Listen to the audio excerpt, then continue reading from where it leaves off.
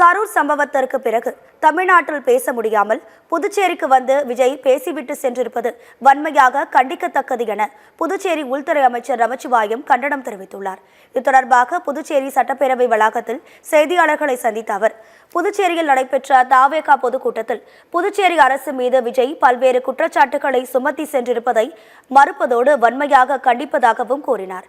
இந்தியாவிலேயே ரேஷன் கடை இல்லாத மாநிலம் புதுச்சேரி தான் என்றும் ஊழல் குற்றச்சாட்டிற்காக அமைச்சர் மாற்றப்பட்டு இருக்கிறார் என்றும் விஜய் கூறியது தவறானது எனவும் கூறினார். கரூர் சம்பவத்திற்கு பிறகு தமிழகத்தில் பேச முடியாமல் புதுச்சேரிக்கு வந்து விஜய் பேசிவிட்டு சென்றிருப்பதாகவும் நமச்சிவாயம் விமர்சித்தார்.